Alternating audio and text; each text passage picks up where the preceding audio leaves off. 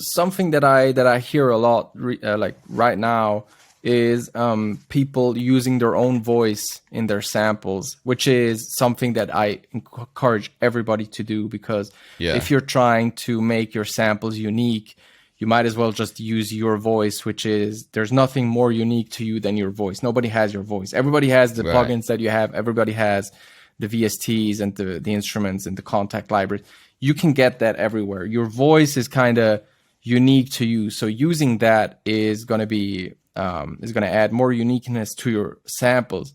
But the problem that I hear is that everybody processes their voice in the same way, so that it ends up sounding the same.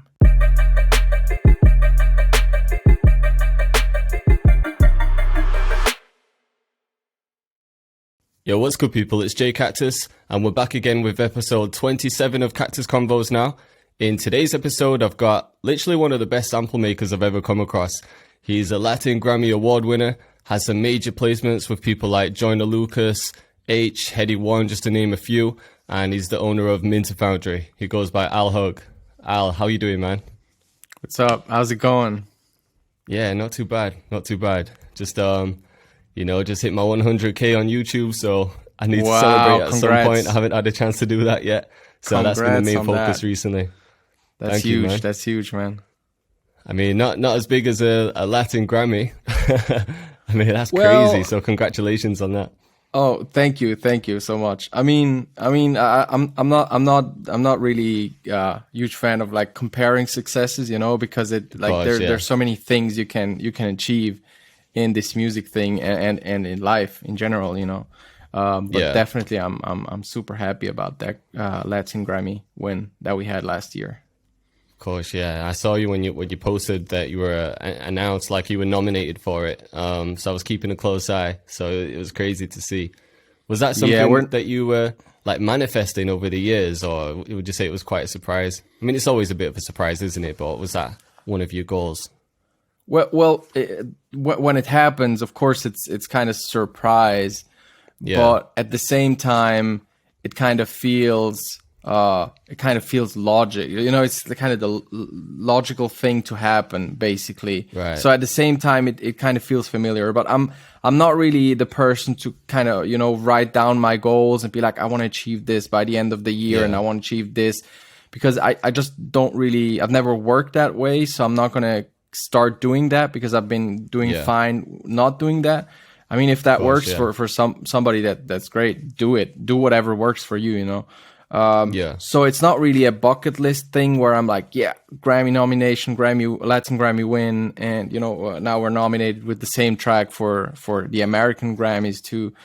But at the same time, of course, I think when I realized that this music thing, when I decided that I want to be serious about it, then of course like plaques and Grammys and billboards and all that kind of stuff, becomes part of stuff you want to achieve, but for me it has never been about that, solely about that. It always has been a thing where I'm like, sure, when it happens, that's amazing, and I'm kind of happy that it happened now, so I can kind of just keep going and do my thing. Definitely. Yeah, I think the thing with setting goals is, like you said, it might be good for some people. I think it's always good to have, I think in your head, you always have some idea of what your goals are, right? Like there's obviously certain things that you want to achieve.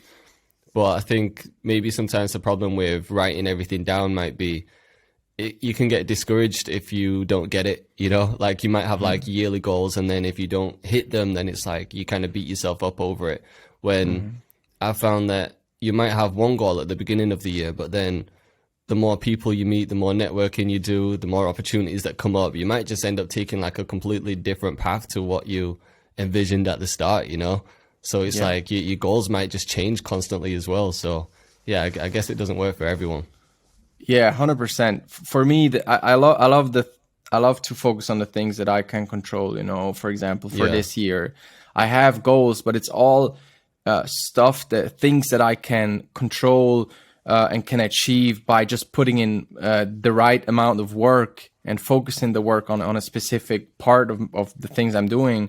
For example, I'm doing like this kind of challenge where I'm doing one video, like those Instagram videos where you see me like play the instruments and stuff, one per week, which is very challenging for me because I usually I just sit down, make music, and then I send out the packs, you know.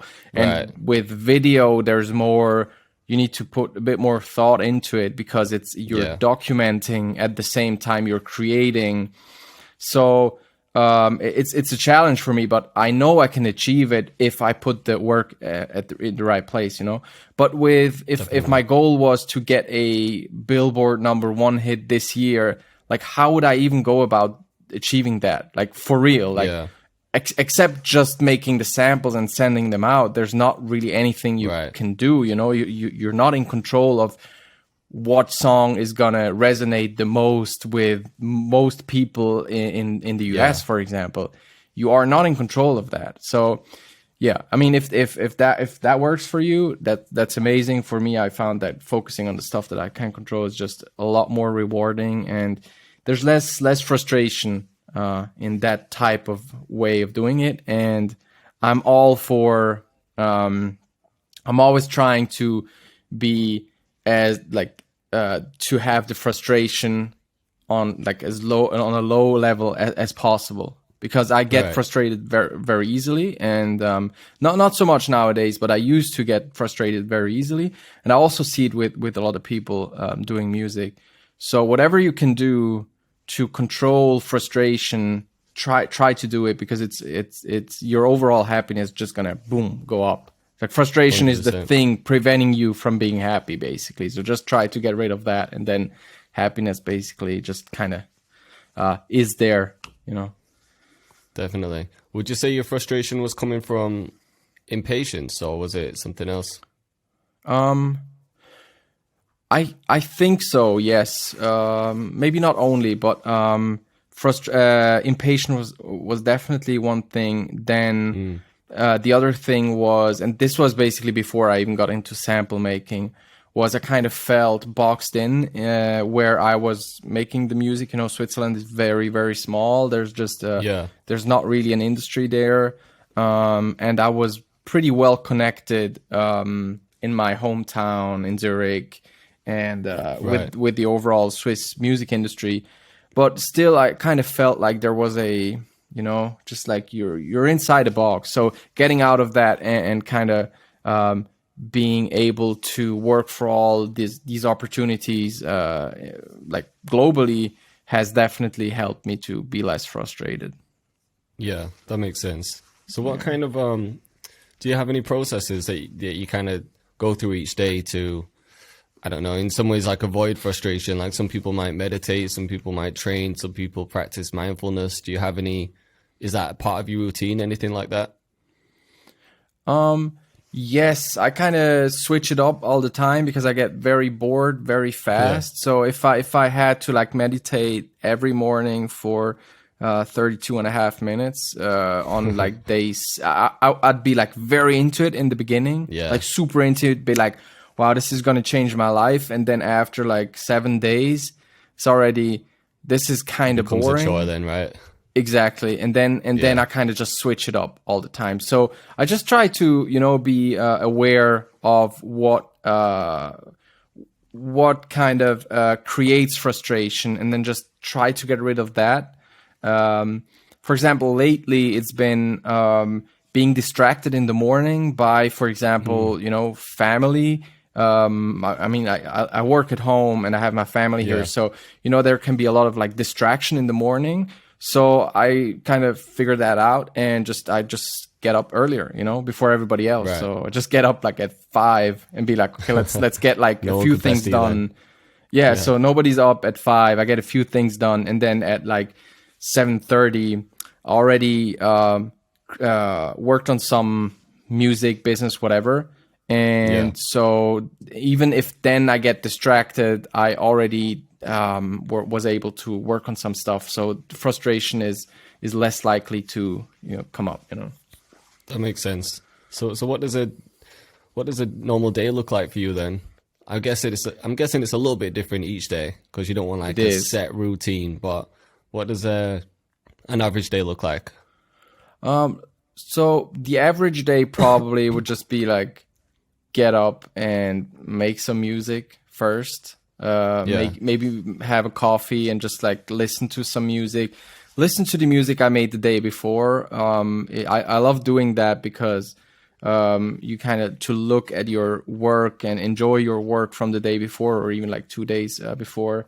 It's just very fulfilling because it's the same thing as the thing that I mentioned before. It's like you feel like you've already achieved something and now you can continue on that path, instead of starting from zero all the time. It can be exhausting also, if every day is just like boom, zero, like what should I do?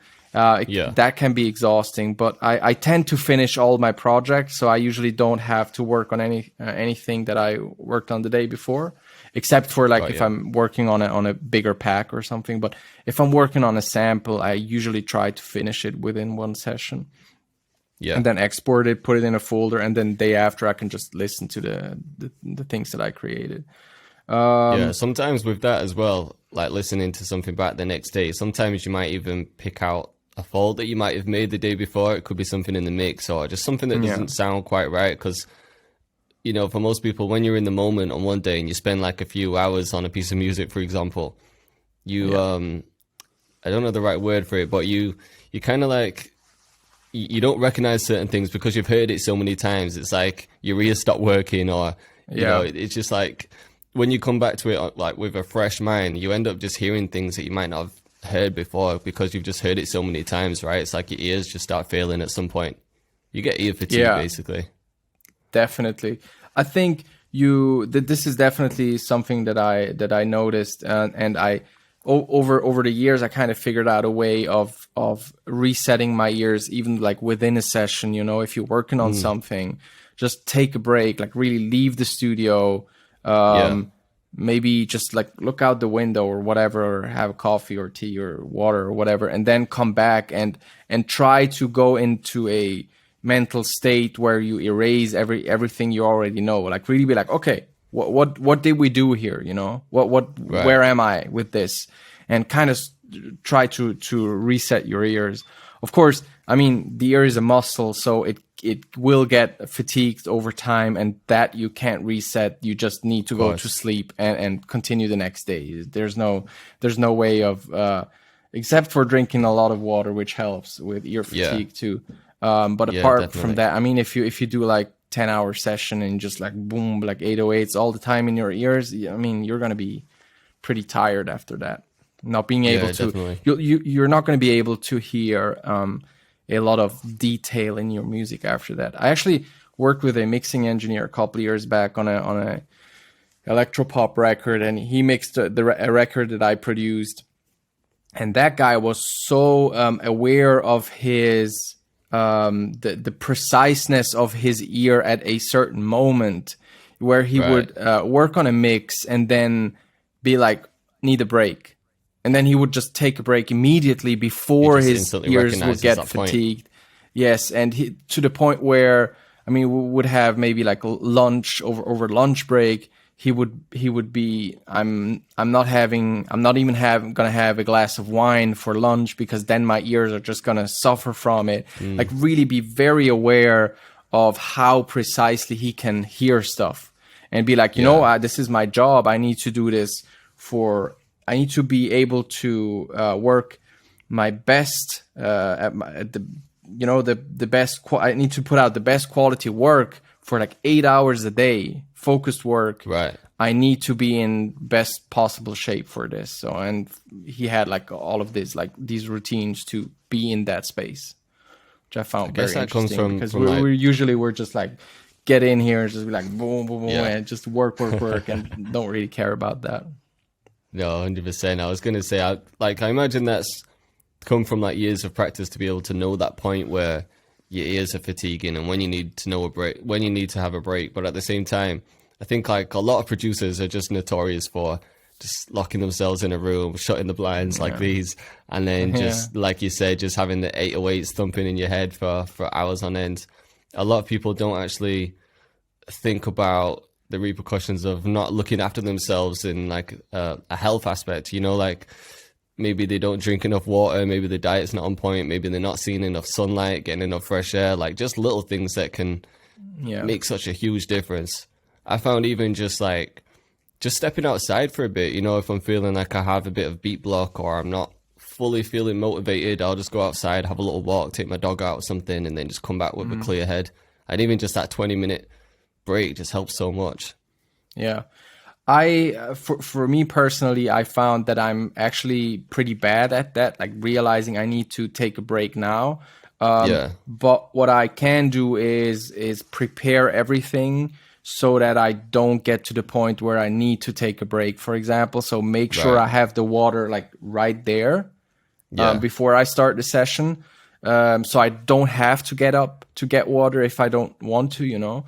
Or like now I'm working in a new space. I've been working in this space for 6 months now. Before that, I was in a underground studio, had no light and never went out. Like I did like 12-hour sessions in there, didn't leave the room once. Because that was just the way that I felt like I can be the most like in the moment, present, and making the most interesting music. But it was very bad for my like health. But you know, with health also, I feel like people underestimate how quickly you can change stuff and how much time you have to just, you know, change things and be healthier. So I don't think people should be worried too much about like having an excessive lifestyle at a certain point in their life. You know, we kind of feel, a lot of people already feel bad about not drinking enough water, you know. There's like two bad things at the same time. So I think, you know, just try to listen to your body as much as possible, but also don't be like if you're too aware of it, it can also be a problem. So just like make your workspace ideal for your workflow, and then just, you know, go. Yeah, 100%. I think you're right. I think people put a lot of pressure on other people as well, you know, with social media posts, a lot of people trying to tell people that they shouldn't ever have a drink, you know, like you'll see those like health posts that are so I don't know, it kind of makes people feel bad for just actually living the life, right? When some people like to enjoy a drink, or everyone has a different lifestyle, it doesn't mean that you can't enjoy yourself. But like you said, it's just being aware of what's going on in your body. If you feel like, I don't know, you're a lot more tired than usual, or just little signals like that, maybe you need to change something, or just take a small step to, you know, just to help yourself out. Definitely. 100%. So just moving back to actually like making samples. I mean, when I hear your samples compared to like I get a lot of emails from producers and loop makers who will send me, you know, samples to use in beats, and a lot of the stuff that I hear, it's like good quality stuff, but I feel like when I hear your stuff, it feels different. It's hard to explain, but, you know, with a lot of people, I might recognize the VSTs that they've used, or I can tell that it's been programmed. But with your stuff, it just feels very natural and feels like almost unorthodox, like you're not afraid to break the rules.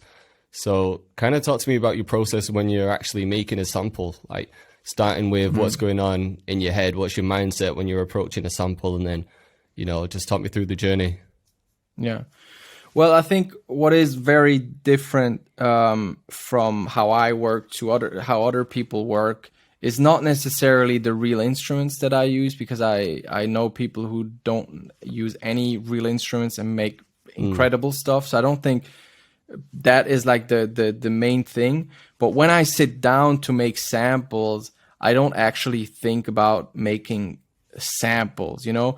I have a past in music. Like before I started making sample, I made more music that is not samples in my life than I made samples. And I made a lot of samples the last 3.5 years. And still it's not the majority of all the music that I've created.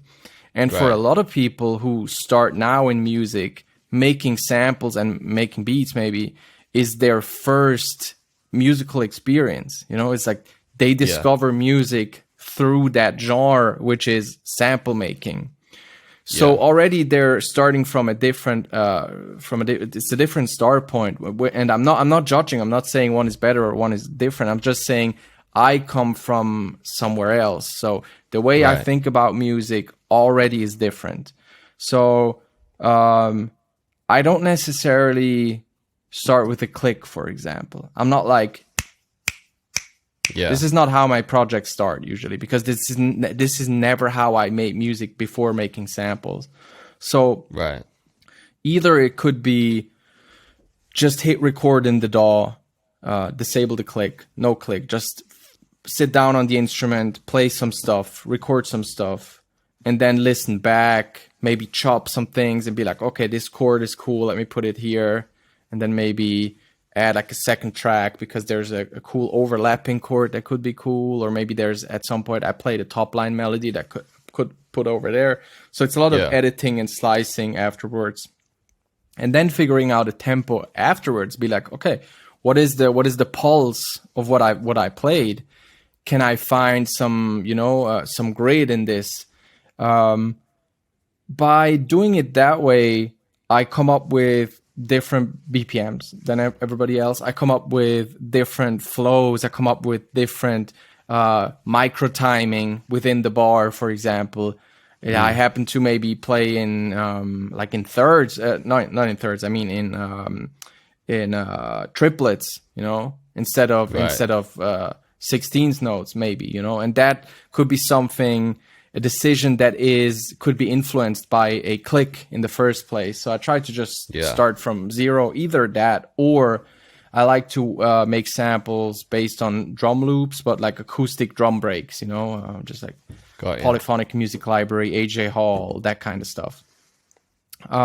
Because their composition or their loops, their drums, they're not like quantized on the grid. So I never really have to use the click ever, because I start from this drum loop, and for example, the backbeat on the second beat is maybe delayed a little bit. So I just play on that and kind of try to feed off the energy that is in the drum loop, and So I think this is in the first part of making samples in my process.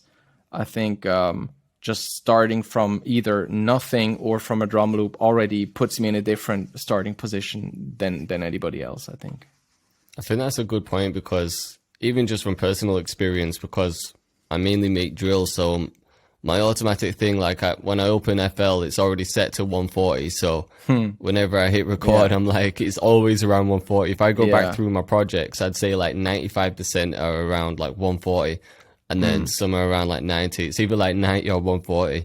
But I think that could be good practice, because, like you said, you're not locking yourself in there. And you're not putting yourself in a box, are you? You're just creating, and you don't have something that's kind of directing you to a certain style or genre, right? You're just kind of going with what feels right at that time.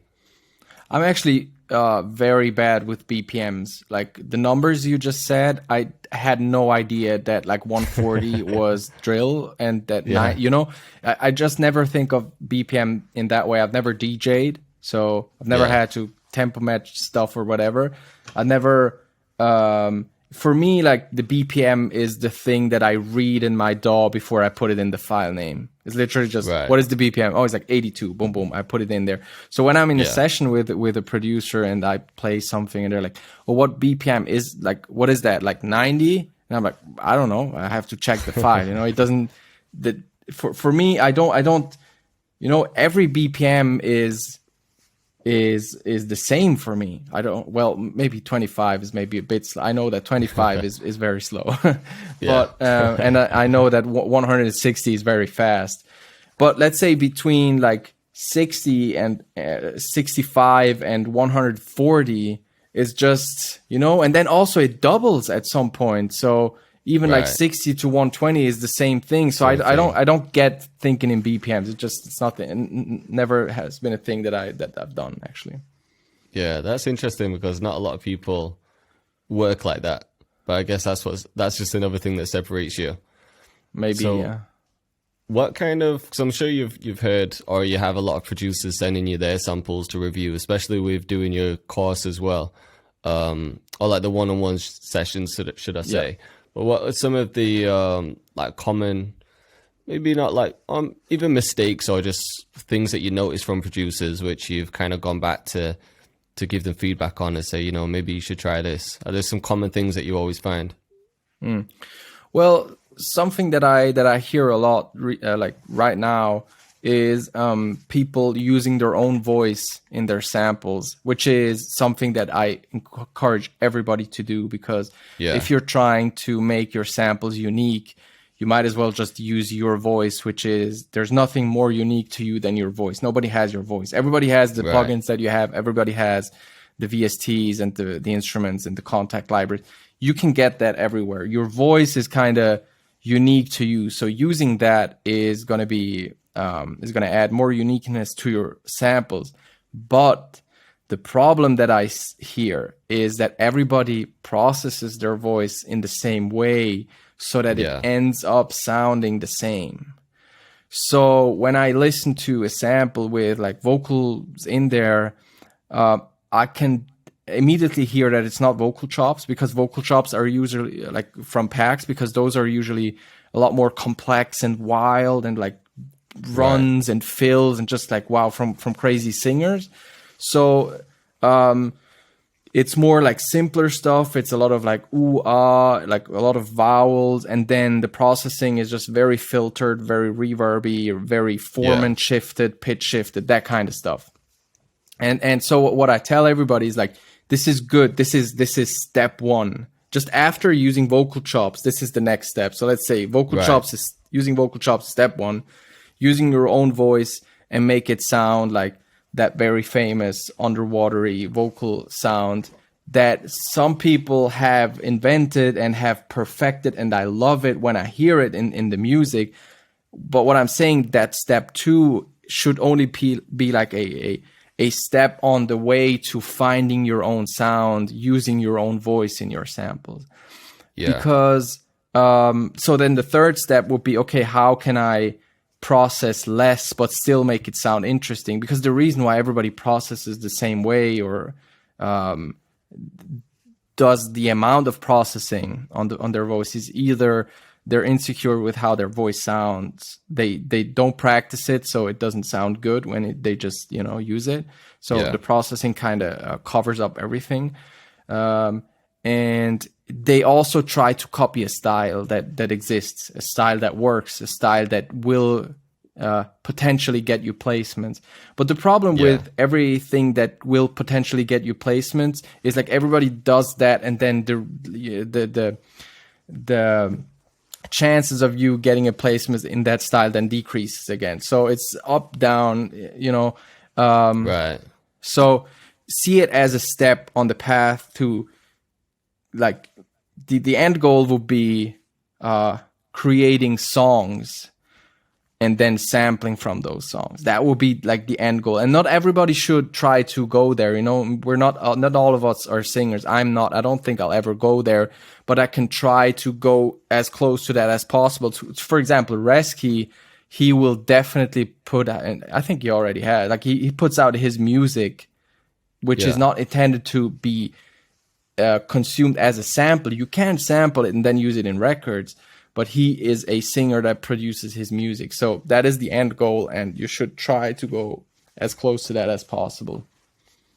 I think that's a gem, because I suppose if you're making a beat and you're like, I want to use my vocal for this beat, your instant thought might be to use a vowel or just some ahs or whatever it might be. But if you're actually in the mindset of, right, I'm just going to make music and try to record something, even if it sounds rubbish and I don't end up releasing it or whatever, but then it's like a completely different approach, isn't it? And then you might find parts of that track. Let's say you just recorded like 30 seconds of, you might just be freestyling or singing or whatever. You might just find something in that you could actually chop up, reverse, like do whatever to, that you wouldn't have thought of if you were just thinking about, okay, I'm going to make a beat and then add a couple of my vocals in. Yeah. So that's an interesting point. What about people that, because I think a lot of people wouldn't do that because they think I can't sing, I don't have the right voice for it. I know you have auto-tune, but I mean, do you think you can still get something that sounds pretty good even if you just cannot sing at all, Well, I think most people can't sing when they start. You know, it's not Yeah, just because. I mean, we see on social media all the time people who are incredible singers and they're not even famous. Or you're like, well, how is right. that possible? You know, but you don't know how those people like how what they did when they were like 5 years old. Maybe they were like Yeah, singing all the time. You don't know. Maybe they put in more practice than Rihanna. You have no idea. You know. Um, yeah, but just I feel like um trying to like discovering your voice and there's many ways of doing that. Like for example, you could just start singing to your favorite records, you know, when you listen to them, just look up the mm, lyrics and be like, okay, how does this work, and just like sing to it, then you're training your voice. right, There's many things you can do. Take singing lessons. You can just do singing warm up exercises. Go on Spotify. There's like singing warm up exercises. Just sing to it. yeah, Use your voice. I mean, imagine how why would we like, let's say somebody wants to make beats and they sit in front of FL for the first time, and they're like I can't do this, and you're like, yeah, of course you can't. You haven't even tried it. You haven't put in the work yet. You need to watch the right. tutorials on YouTube. You need to ask your friends to help you. You need to call your brother who already knows how to use FL. You need to get into it. You need to learn it. Same goes with everything: guitar, piano, voice, bass, mixing, sound design, Yeah, mastering, marketing, social media, whatever it is. You need to try it out, learn it, and then you'll get better at it.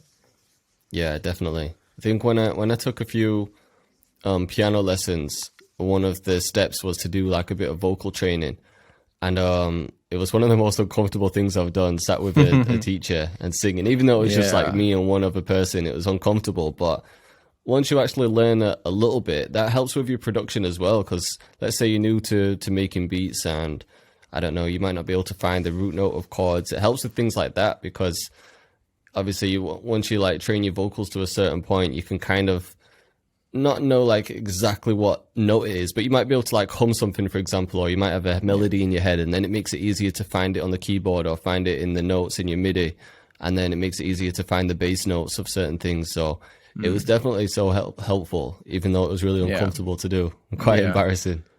I actually have terrible pitch, like terrible pitch. I Really? For me to get like a note clean and at like the right pitch, Yeah. depending on the range, it takes me like multiple takes. But I know what I want, so I'm just gonna try until I get it. Yeah. I sing it, it doesn't sound right, I delete, I do it again, I delete, I do it again. Maybe correct a bit with Melodyne, if it's just like a bit flat, just turn it up a bit. Yeah. I know what the result should be, and I try everything, whatever tool I have, I try to get there, to make it happen. Right. And when you're making music, because I know from when we spoke during the online sessions, you don't really take a music theory approach, do you? You don't go in with, I'm going to make this chord progression or, use this scale. It seems like you just kind of go by feeling and going by like what sounds right at that moment. Do you never really go in with like a chord progression in mind? Because I know you said before that you did study music for a long time, didn't you? But then after that, you were trying to like reverse that education in a way and, kind of get out of that theory mindset and just go with what feels right. Yes, 100%. So when I studied music, I think I learned every piece of music theory there is out there, to like Yeah. from very basic to very advanced stuff, like so advanced that nobody's ever going to use that stuff. But Yeah. it was kind of treated like math. You start very basic, but then you can go very, very far with music theory. So I learned basically Yeah. everything. And when I got out of music school, it was just so confusing, man. I didn't know how to use all those tools. And it got to the point where I was like, I'm just going to ignore all of that for a moment. Just like sit down and try to find what I'm interested in. And the way I think about it is basically, if, for example, for me, when I sit down at an instrument, like every instrument is different. So let's say I go to a friend's house. They have a piano. I'm like, oh, nice piano. And they're like, oh, you want to play it? I'm like, yes, I want to play it. Of course I want to play it. I want to hear how it sounds. So instead of being like, oh, let me play that F major 7, then E7 to A minor 7 to then D7 chord progression.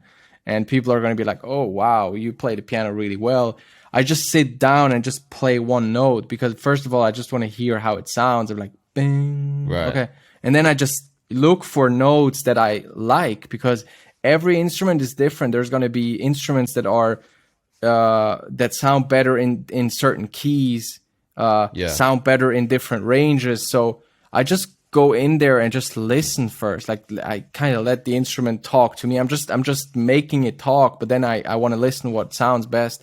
And I might find a C sharp minor chord, which I never play on my piano because it's just a key that I don't use very often, that on that piano sounds amazing for whatever reason.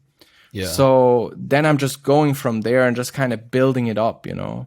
And this is something I've been doing a lot lately, also on guitars, just looking for notes that sound good and then just build from there instead of coming with a pre-programmed idea and be like, let me play Bach on this piano.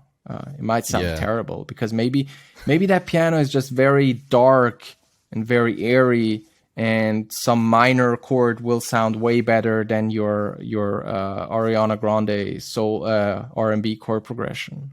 Might not even sound that good, you know. Yeah, 100%. I mean, I remember saying it to you when we were doing the sessions, but even just from taking a few piano lessons and getting to grade 1, which is obviously very basic, I still find myself at this.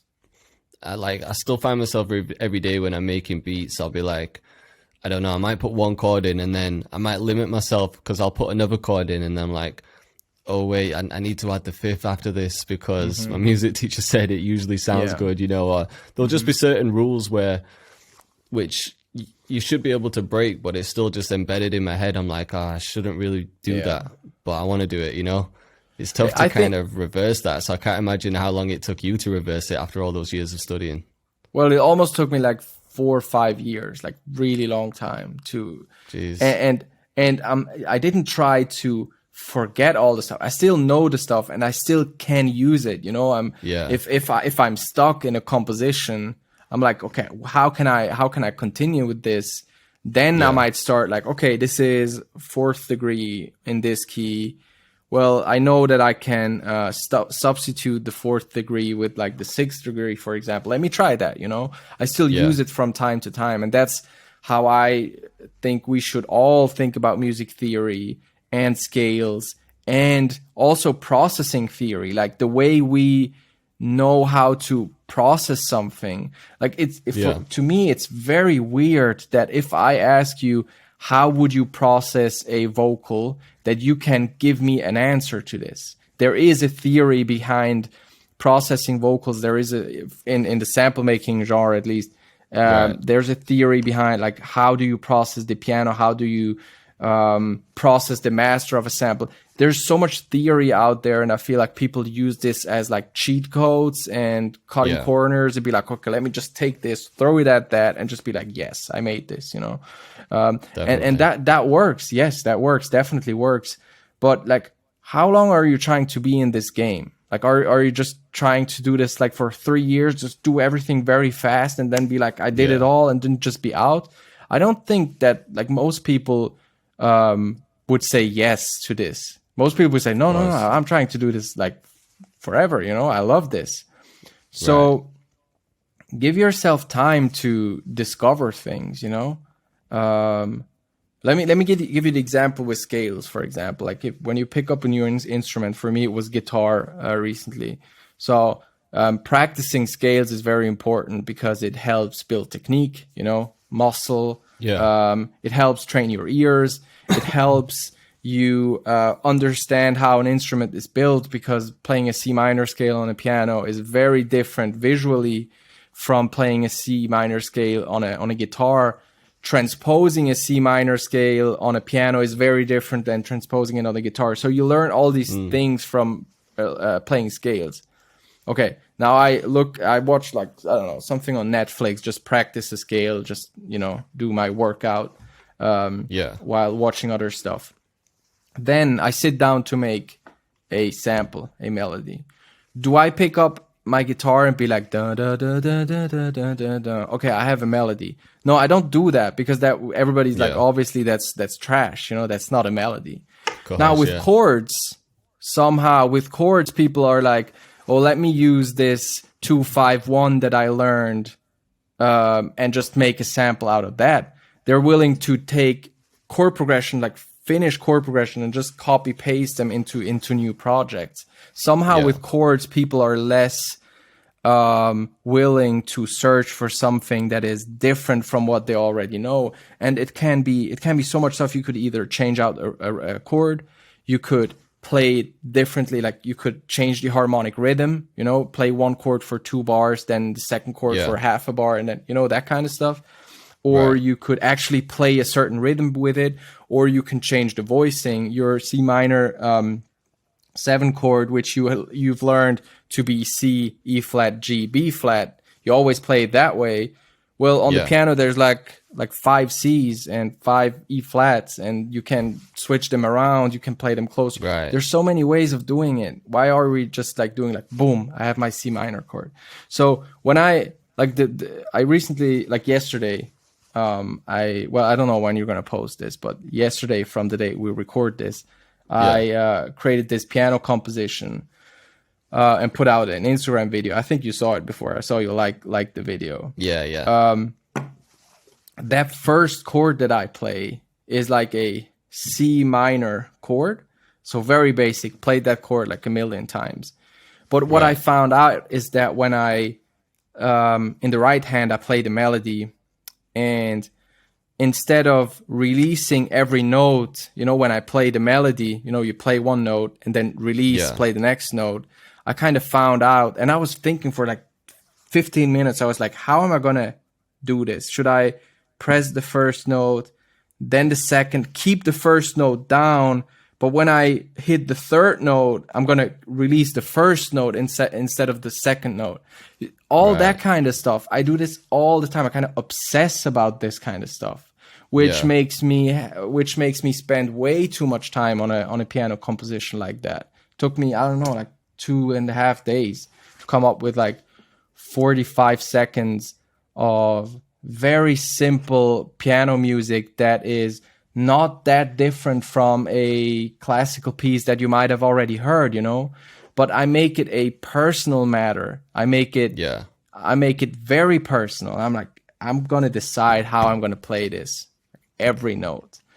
So I think there's this kind of obsession to detail in harmony and melodies, which helps, I don't know, make my music, very personal to me. No, definitely. I think that's an interesting way of approaching it, though, because, like you said, a lot of people will just put in the chord the standard way. And although it might take you a few hours or even days to figure out like one thing, it's like, how else would you figure it out? Because you're not just looking for a cheat code. Yeah, it's your personal thing that you want to achieve. And then once you've done that the first time as well, then it might open your mind to something else, and you might try something similar on a different instrument, or you just never know where it can take you. But if you didn't actually try that and spend that time on it, then you would have never known the outcome, right? And you would have just stuck to the same thing. And again, that's 100%. just another thing that's going to make your sound different to everyone else's. So yeah, I mean, it sounds like it's worth spending that time doing it, even if it's just for that one short clip, Yes, I mean, I'm glad I have this platform where I can share those type of videos. If there was no social media, it would just be me obsessing over something like that and not even be able to share it. So I'm very grateful there is an audience that likes to hear that stuff, because then it feels less like just a learning process and something I do only for me, but also something that people enjoy, There's always both sides. I always think about both sides. It has to, I need to enjoy it. And this is probably the most important part about it, because it's my life, it's my time. I want to enjoy this. And then I try to also have other people enjoy it while I do it. Yeah. Yeah.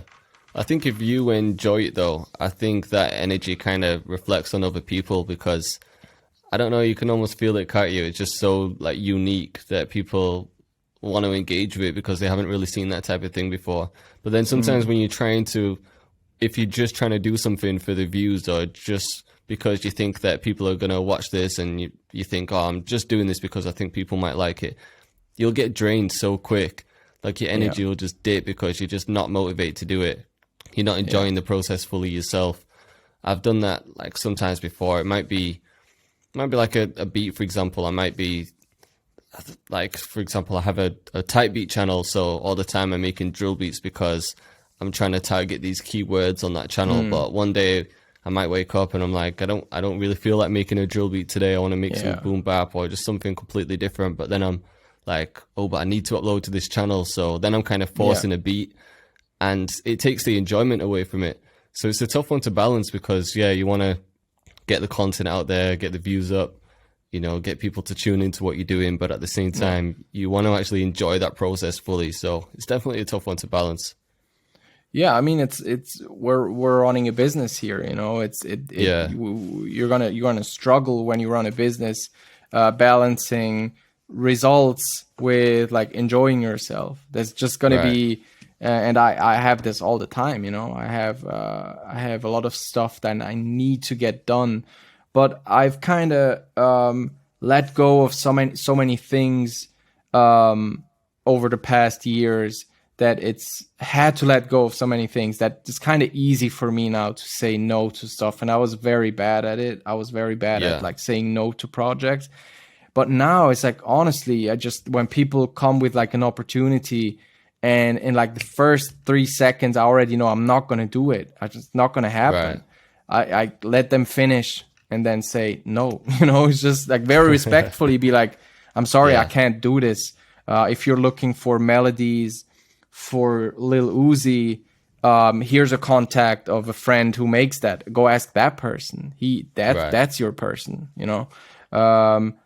Nothing against. I love that music, but it's just not what I do. And even if his like first engineer would hit me up and be like, "We need a pack from you," but it can't be you. It needs to be Lil Uzi.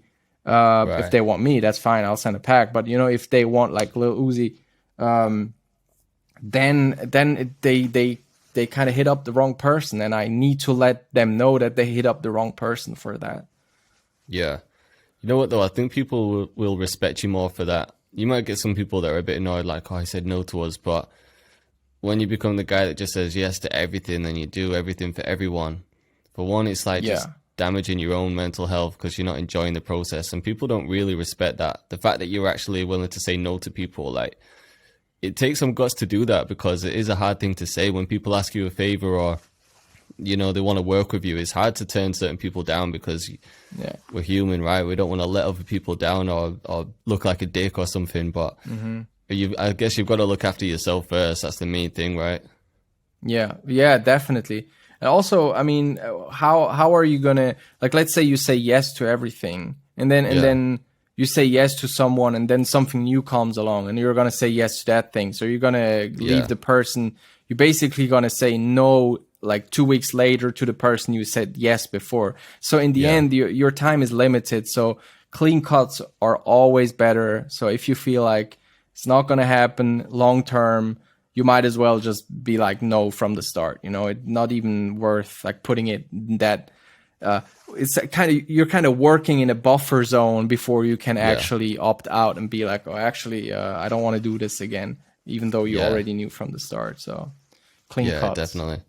How do you usually say no to people? Because I think a lot of people actually do struggle to say no when people ask them something. Is it more of just, if it's something's not your style, is it just like, it's like you were saying before, like with the examples, like if someone was asking you to make a different like type of sample, is that the main thing that triggers it? Or I don't know, like how do you actually say no to people? It's a weird question, but yeah, there's two things that come up very often. One is kind of business opportunities, people who want to either work with your brand. I'm sure you have this all the time. I know that like people who work YouTube get this like all the time. So I have this like very rarely, but I do get it sometimes. Like business opportunities, people who want to work with your brand, have you work for their brand or whatever it is. For me, it's especially like sample libraries that need me as a sound designer for a pack that they want to make. So either they want me to work on a pack where multiple people work on, and they just want me to, can you send us like piano loops and guitar loops that we can put in this pack, and then it needs to be it's work for hire, so you're not going to make any royalties from it most of the time. They're just buying like the exclusive rights of exactly you, in a way. Exactly. So that happens to me quite often. Or people who actually want me to make a pack for their library, like I do for Minta Foundry, and also like I do for Polyphonic Music Library. Right. I make my pack that is released on their library. And both of those things I don't do right now, because I just want to focus on my brand, and I want to keep doing the Polyphonic Music Library packs, because I'm constantly blown away by the quality that Mario puts out, and the way of like he's the best curator I know in this sample pack game. He knows what to look and listen for. Yes, exactly, Mario Luciano. Yes. So, and he's been very influential to me and a lot of other people. So I just want to keep doing that. That's a personal thing. Right. So I have to say no to most of the other opportunities, because I just don't have enough time doing Minta Foundry, L-Hug, and Polyphonic Music Library here and then. So basically, I just say how it is. I focus on this, and this, and I unfortunately don't have time to take on any more work. And then sometimes I say when I take on a project, it's very important to me that I have enough time to put in everything I got, and I don't feel like I can do a good job with the time I have at disposal.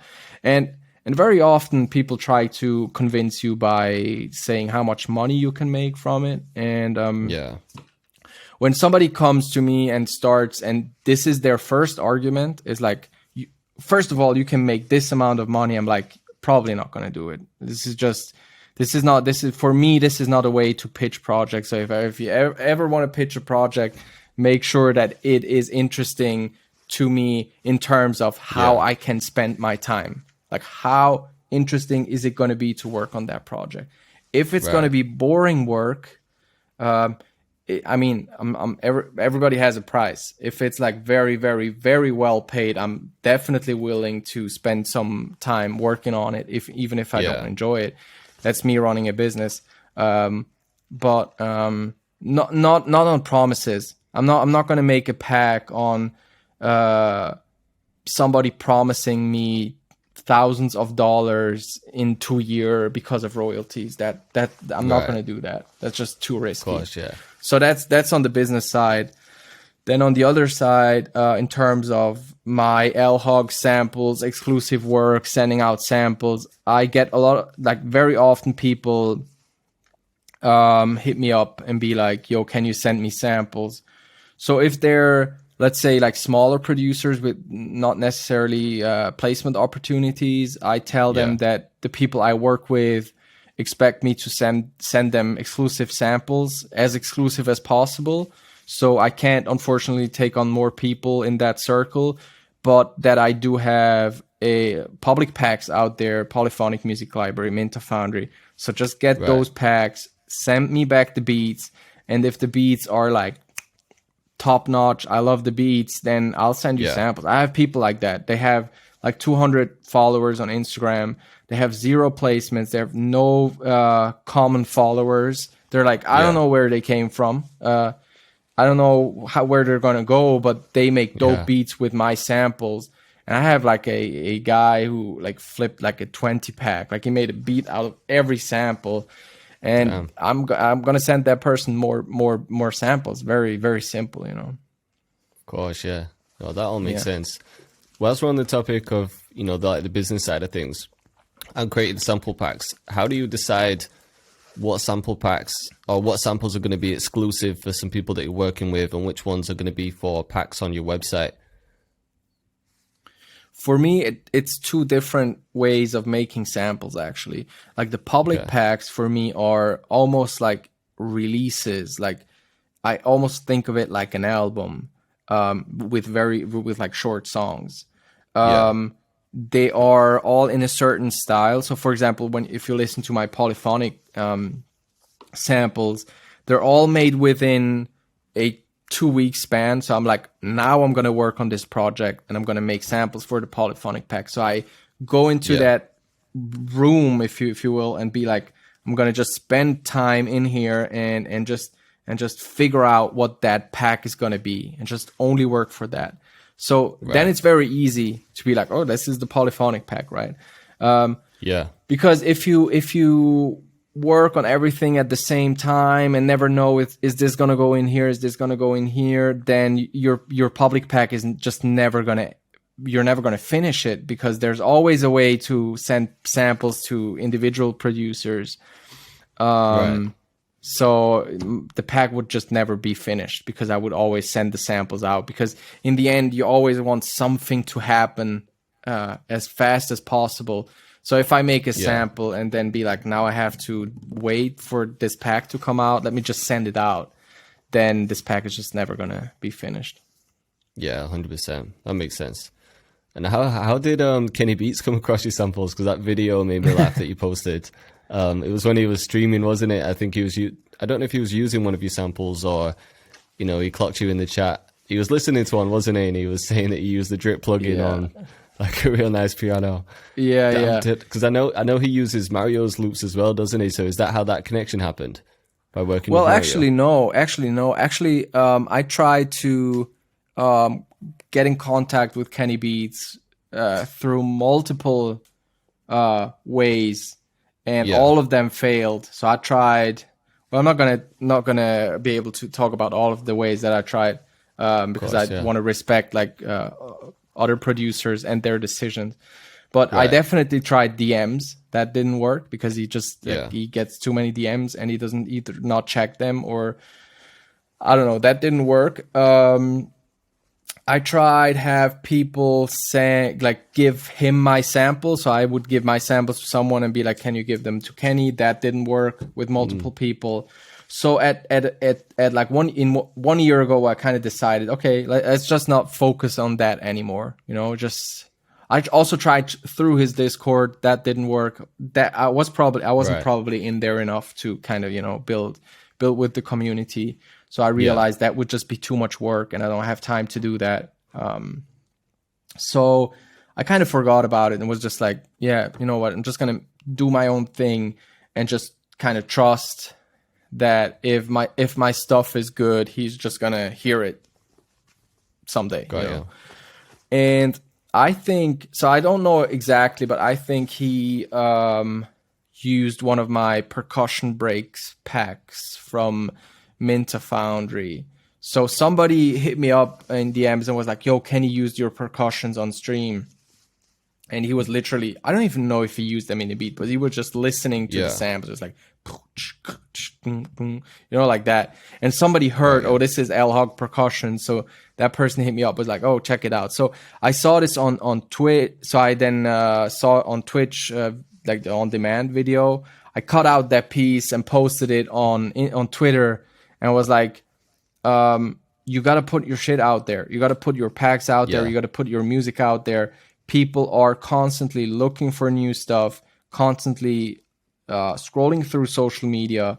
They're gonna find you if your stuff is good. Just trust me. Just put it out there.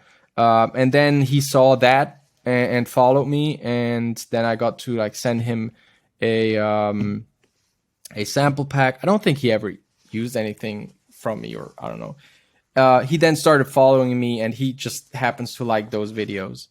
I don't know if he saw those videos before getting the packs. I don't know how he got the packs. Could be through Drum Broker. I mean, we put our packs on Drum Broker, and the Drum Broker email list. I don't know how many emails there are in there, but Kenny Beats is probably in there too. So it might be that too. You never know where the connection is going to happen. But I remember like 2 months ago, I hit up my guy Faison, who does the website for Minta Foundry and some of the branding stuff, and just helps me with everything. And I was like, I want everywhere where Minta Foundry is to be a lot more clear what it is. I want all the descriptions to be rewritten. I want all the, like, you know, everything up to date, because you never know when somebody's going to be on your website or your YouTube or your Instagram or your Twitter or your whatever. Everything needs to be up to date, because you never know where a person is going to come in and how much time they have. They might be there. They might be on Twitter, click on something and be like, oh, nice, you know, and then move on. So in that like 5 seconds that they're on your platform, they need to get what it is, or they will just forget about it. And I don't know in this specific case, but I'm pretty sure that also helped to kind of I read because I've been trying to focus on my website recently as well, and someone said something to me that kind of stuck in my head. It was like, you know, everyone spends so much time on the homepage of a website, but not everyone finds you through the homepage of your website. They might find you on a product page or a blog page or whatever it is. So you need to make 100%. Sure that every page is like on point and consistent with your branding, rather than just make a nice fancy homepage, then on your product page you just put tiny description by it now and that's it, you know, because you never know at what point people are going to come across it. Oh, 100%. Yeah. What kind of stuff do you do for marketing on your website on Minta Foundry? Do you have any like marketing tactics? Do you use email marketing, SMS, or is it more like content-based marketing? We don't really do any of that.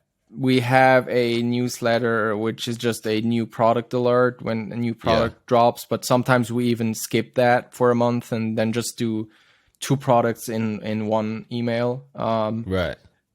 We don't really have any abandoned cart or any of that stuff. We don't have ads. It's really all about just like people. It's quite organic. Yes, very organic. Like people who comment on my posts, people who see the Minta Foundry stuff. And I think our SEO is pretty strong, though. I know that Faison puts a lot of time into that. So I think it's pretty easy to find our stuff through Google, actually. So that is very important, because I feel like people Google for like vocal chops, samples, and that kind of stuff. So that is pretty important. But a lot of the other stuff we don't do yet. I don't know. We'll see. Yeah, I'd say I'm getting more into the marketing side of things. I do use email marketing, and it does help. Okay. I try to use it. I don't sell that much in my emails. I'll use it to just kind of give as much value as possible. Some people are a bit more on the aggressive side of selling with emails, and it can work, but my main aim was to just help people as much as possible. So every time I put out a YouTube video, for example, it might just be something short. Like say if it's a mixing tutorial, I might just give them a couple tips in the email and then link them to the video. It's never anything that like too pushy unless I've got a launch. And that definitely helps. But I'm going to get into SMS marketing, because I know it's like the open rates, for example, are like 95 to 100% rather than like email marketing of like a good open rate is like 20%, 30%, you know? Yeah, that's insane. So it can be a powerful tool. But I find that the more time I'm spending on the marketing side, even just like setting up like the email automations is like, it takes up so much time to get those first ones set up. But yeah, the more time I spend on the marketing, or doing anything else that isn't music, I just find that I don't actually have a lot of time to spend on music. You know, when you're editing videos, doing marketing, emails, answering DMs, it's like, I don't actually make a lot of music anymore. And that's the whole reason I got into this, which is kind of crazy. So do you do everything on your own? Yeah, right now I do everything, but I'm at the point now where I'm like, right, okay, I need to either bring someone on the team or just outsource for certain things like video editing, or just to handle like the marketing side of things. So I'm definitely looking at doing that. But did you find that yourself? Because was that one of the reasons that you didn't really tap into like email and SMS and everything? Was it just like, you know, everything like this is just going to take away too much time from actually making music? That, and also I feel like the marketing tools you use are also going to shape your brand in a way.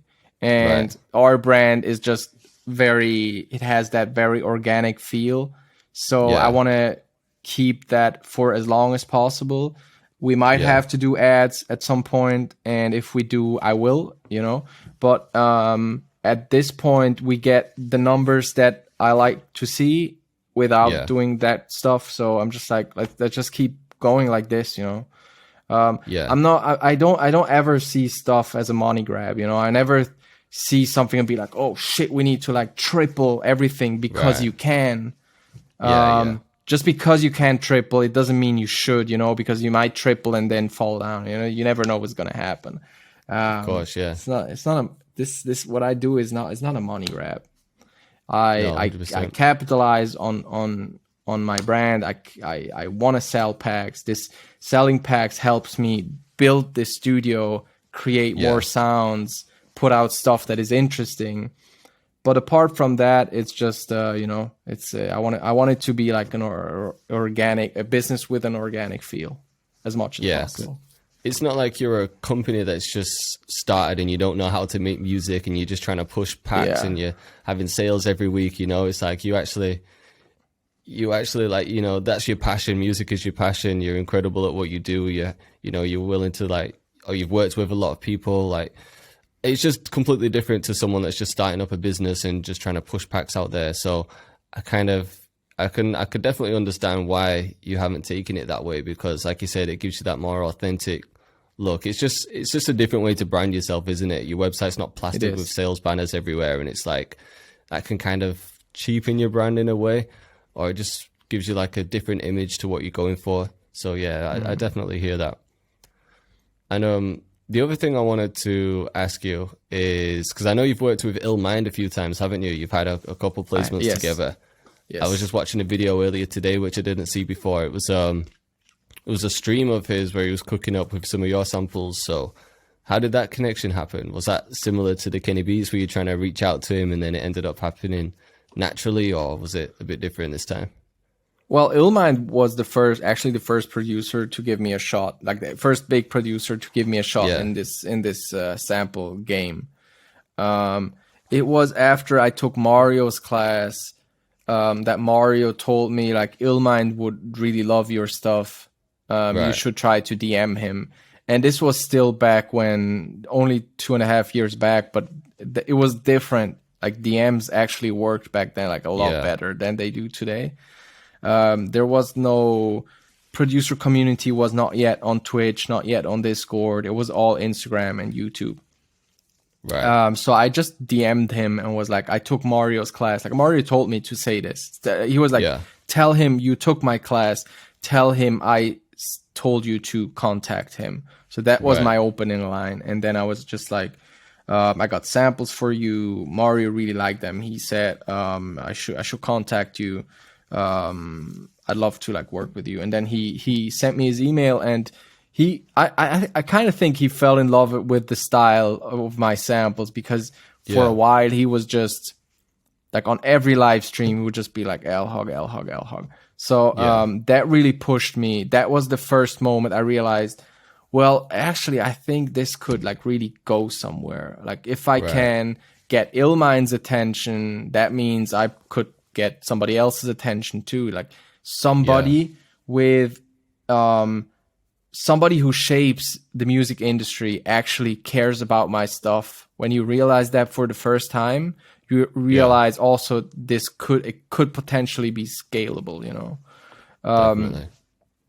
And then he just kept rocking with my samples. I kept sending like every 2-3 weeks, sending packs, and we didn't have a placement for 2 years or something. It took over 2 years for our first placement to drop, which was it took 2 years from me sending that sample to the release, but it actually took 2.5 years of me working with him to get a placement together.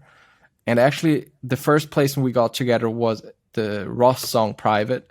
And I think that song should have come out. Was that your first like big placement as well? Because that's a huge one. Well, I can't remember actually. Yeah. Now I'm confused. You know, with COVID, I don't know Yeah. year numbers anymore. But It's all a blur. I can't remember. But what I do remember is that Russ had this weekly drops. He was dropping a song every week in October of like in autumn of 2018.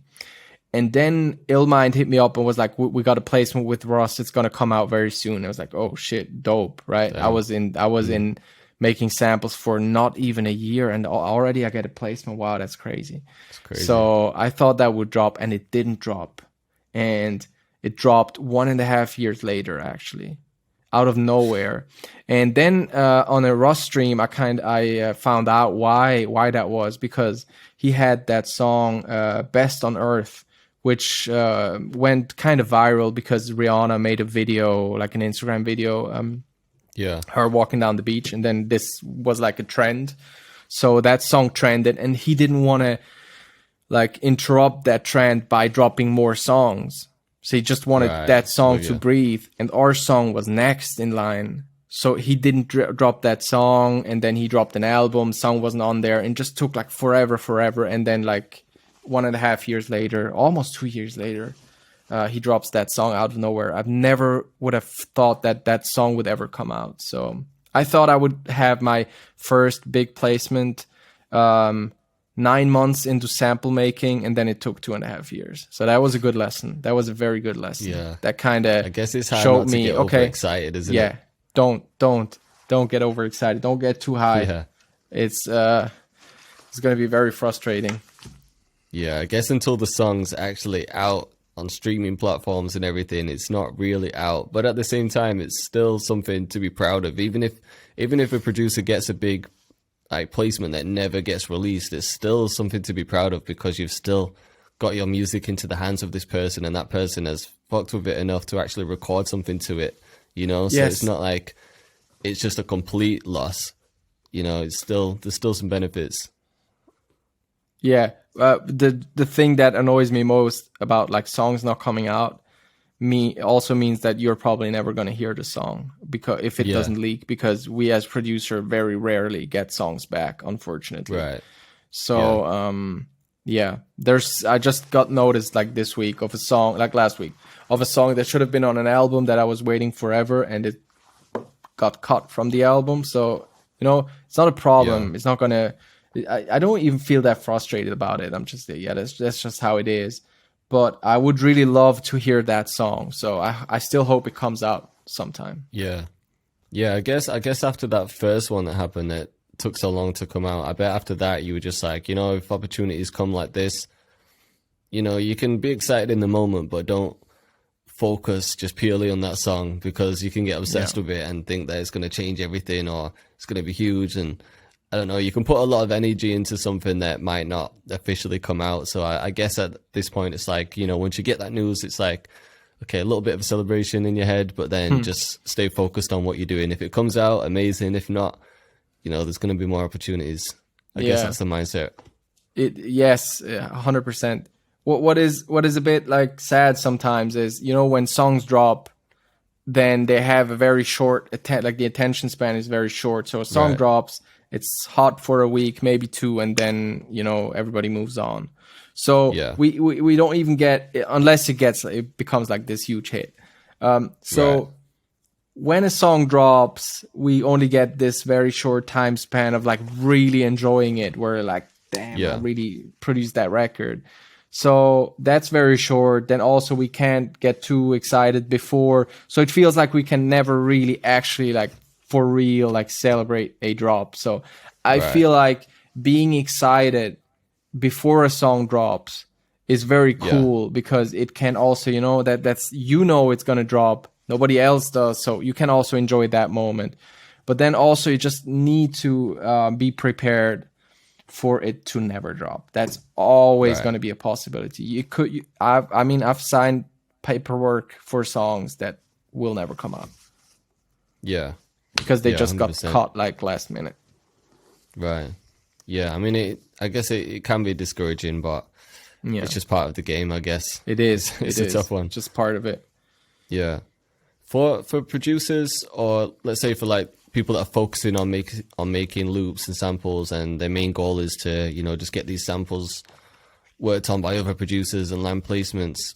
What are some of the best practices you'd recommend to actually get samples in the hands of other producers? Because, you know, there's people that will build up an email list and send out the same loops to every producer. There'll be people that just make exclusive loops for other producers. Do you think there's any like right or wrong way, or do you think it's just whatever works best for you?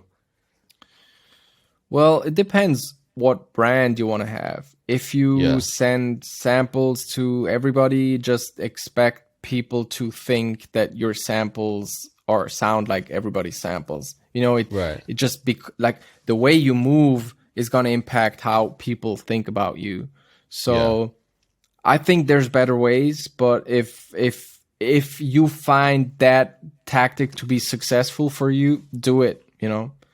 But I'm yet still to hear the big success story from sending BCC samples to 10,000 of people in 2022. That might have worked once, but I don't think it does anymore. So I mean, what should you do? Be in Discords. That's where a lot of attention is right now. Be in Twitch streams. You can send stuff to T Minus, Illmind, Elite. There's other producers who are on Twitch. Then also put your social media content out there. Show what you do. How are people gonna know that you're dope if they can't see it? It's just, you don't expect people to read minds. That's just it doesn't work. And definitely, everybody's on social media. Even the people you think aren't, they probably are. Yeah. The reason why they don't like stuff or why they don't share stuff is because they are being very private about their public life in a way. They don't even want people to see what they like. Coming back to the Kenny Beats example, he has never liked a video of me. I've never seen Kenny Beats liked your videos, neither on Twitter nor on Twitch. It never happened. Not on Twitch, not on Twitter. Because he mentions them. On Instagram. But I know he likes, like, obviously, like, he knew them, you know? So you never know who sees what and if they're going to like it. So just keep doing your stuff, put it out there. Yeah. And, there's other examples. I have other producers who told me they sent my videos to the artists that they're working with, being like, yo, check out this guy who makes... remember the beat I sent you with that sample you liked? That's actually that person. Look the videos he makes. So, you know, just put your content out there. These are like every piece of social media content can be the link between you and another person. Of course, yeah. I mean, content marketing is just huge. I mean, just documenting your process in general. It could be whatever your process is, even if you can't play instruments, if it's just making loops on FL Studio, like whatever it 100%. Is, there's going to be people out there that find it interesting. Yeah. Because everyone's got their own unique touch when it comes to making beats. You know, everyone's got like their own little thing that they do. And everyone's got their own personality as well. So people might be scared to like get on camera or like say anything because they're scared that people might not like them or they're not accepted by everyone. Yeah. But the aim isn't for everyone to accept you and like you. That's just never going to happen because you can't please everyone, right? But you will find people out there that relate to you and your personality and the things that you're interested in. And I feel like that's a better way to approach it instead of trying to impress everyone. If you be yourself and show your natural process, don't try and force anything. All right, some people might not like you. Who cares? They're not going to be the people that work with you anyway. But then you'll find like a group of people that really like you for who you are and they fuck with your style and they want to work with you. And you just never know, do you? You just like have to get your content out there and then, you know, you just never know who's going to come across it, like you said, who's even going to like see it without liking it or pass it to someone who's going to do something with it, or anything can happen. It's crazy. Yeah, 100%. 100%. Yeah. Well, man, I really appreciate your time today. just let everyone know where they can find you, and if there's anything that you're working on right now, if you have a Discord or, you know, anything that you want to share with people before we leave. Well, I have mintafoundry.com is where you get all my packs, the Mellotron expansion packs, the one shots, percussion breaks, and everything you need. If you like want sounds that are made from all these instruments, then that's where you want to go. If you want to just listen to my music, then Instagram is probably best. Lhog on Instagram. I put out like at least one video a week of me like using these instruments to make samples. And I have a Discord too, and I think that's it. Perfect.